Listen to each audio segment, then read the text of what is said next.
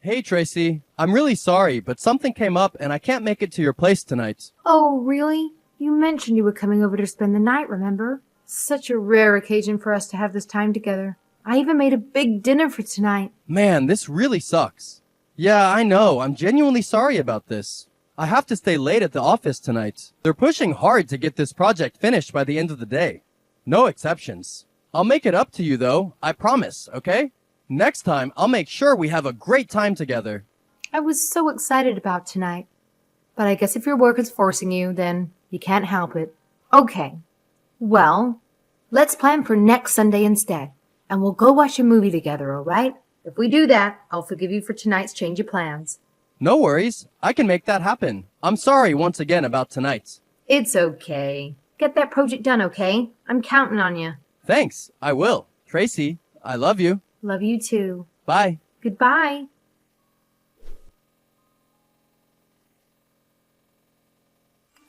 Hey, Beatrice. Sorry about that. I just wrapped up work. Is Chris already asleep? I completely forgot it was his birthday. I'll swing by and grab a cake on my way home. Hang on tight. Chocolate cake should work, right? Beatrice, please message me back as soon as possible. Huh? Who's Beatrice? Oh, wait, you're not Beatrice? Oops, my bad, Tracy. I totally messaged the wrong person. Let's just forget about it, alright? My apologies for the mix-up. Sorry. Wait, hold on. I can't just brush this off. Who is Beatrice? And who is Chris? What's happening here? Who are these people? Why haven't you mentioned them before? I need some answers, please. Well, here's the deal. It's about my sister. Yeah, my sister and my nephew. They're at my parents' place right now. They asked me to join them for my nephew's birthday celebration. They sprung it on me last minute. You know how it goes. I should have mentioned it earlier. My bad. I thought you said your parents lived 3 hours away from here. You're really going to start driving over there at this hour? And you're the one getting the cake? Are you telling me that you're not actually working overtime today? Was that just a lie? I'm a bit confused here, so please explain what's really going on. No. Actually, they decided to pop in unexpectedly on me. I guess they're gonna be staying at my place tonight. I just didn't want to tell you I was spending time with them instead. So I lied about working overtime. I'm sorry. My sister figured you'd be jealous if I said I was spending time with her instead of you. Saying I was working overtime was her idea. Sorry. You keep going on about your sister, but honestly, it sounds like an excuse to me. I remember you telling me before that you were an only child. So what's the deal here? That's a little tricky to explain. Did I actually say those things? You told me that on one of our previous dates. You said you were an only child and your parents would be so happy to have a daughter like me. I said something like that? It's possible I was a bit out of it, maybe drunk, and not thinking straight at the time. I'm sorry if I've caused any confusion. Can we talk about this in person? It'll be easier to clear things up face to face. You know, those messages you sent me, they seemed a bit odd for siblings. It's not the usual way brothers and sisters talk. Can you please be honest with me? Who are Beatrice and Chris to you? What's their real relationship? Honestly, this is really difficult for me to admit. I know it's going to come as a shock, but will you marry me? Huh? Marry you? What do you mean? You know, I've been wanting to say this for a while, but I never had the guts to say it out loud. We've been together for a good amount of time, and I know you told me that you've always wanted to start a family. Well, why not now? Let's take it to the next level. We can get married, you can move in with me, and we'll create that picture-perfect family you've always dreamed of. How does that sound? It's about time we make our dreams a reality, don't you think? Wait. Why are we suddenly jumping into the topic of marriage?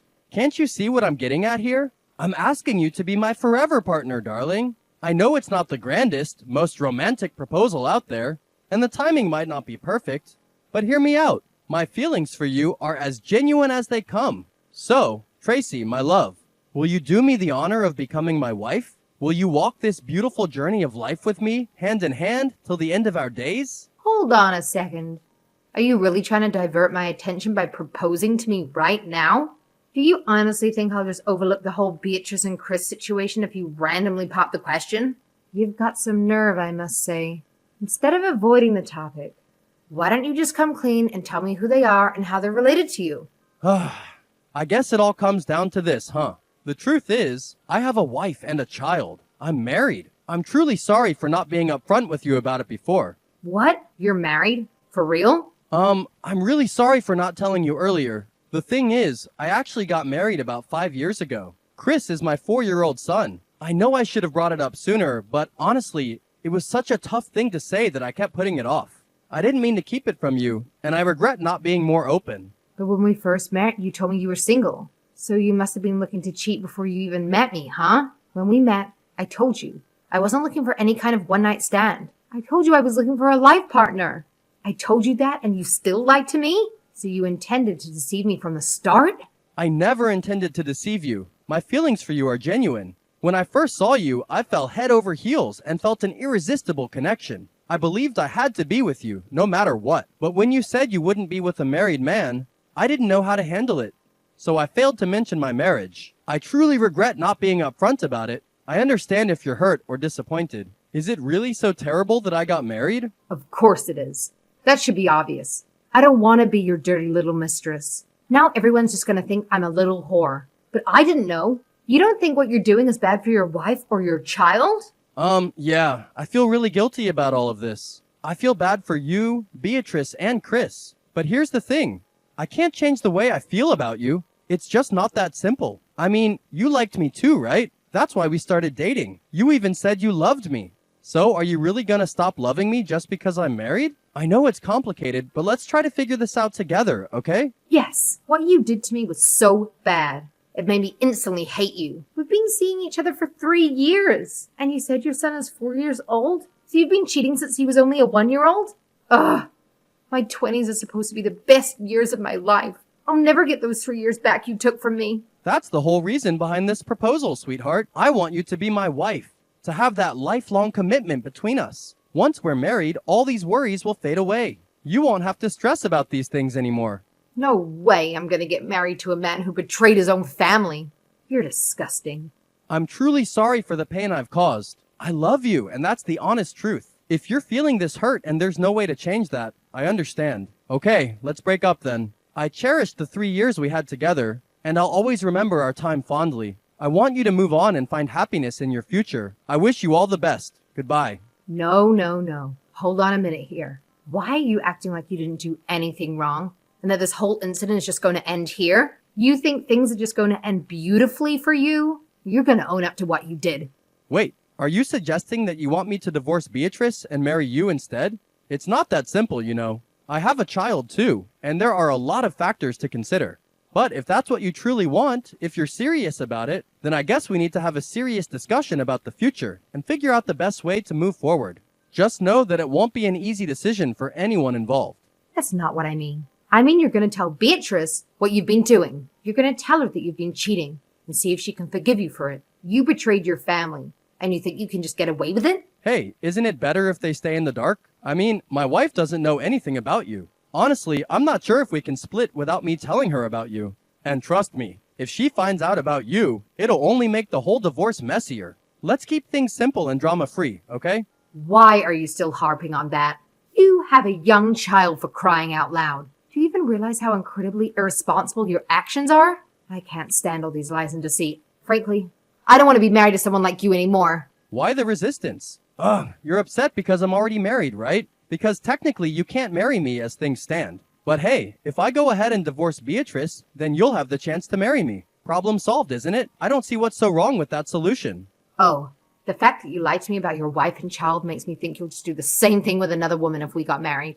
You're the type of man who will cheat on his wife. You've proved it already. Do you think any woman would want to marry a guy like that? I sure as hell don't. Not in a million years. I had no idea what was going on.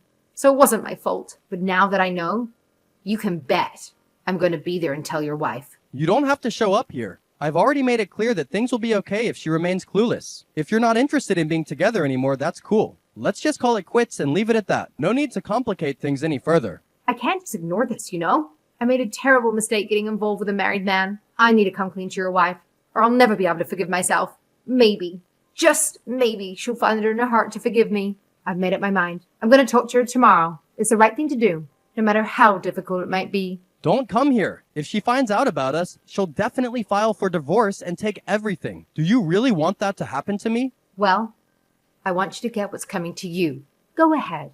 Continue fooling around with other women all you want. You think you can just toss me aside and deceive your wife? If you believe you'll be forgiven for all that, you're in for a rude awakening. I've made up my mind. I'm coming to your place tomorrow. It's time you face the music and deal with the mess you've created.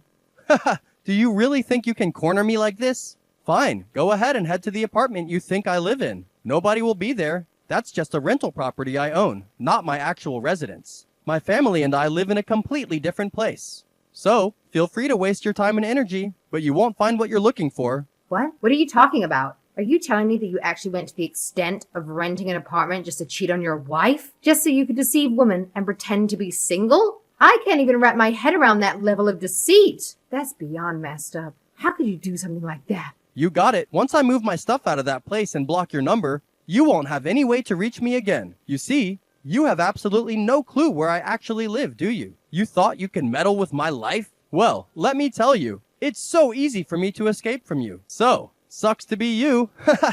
Oh, you're a real piece of work, aren't you? So you're not going to take responsibility for anything. Let me tell you. You can try to run away from the consequences, but they'll catch up with you eventually. Whatever. Look, I want nothing to do with you anymore. If you want to feel bitter about something, feel bitter about yourself. Bye. Dan, wait, did you block me? If that's the way you're going to be, I have my own ideas about what to do. You'd better get ready.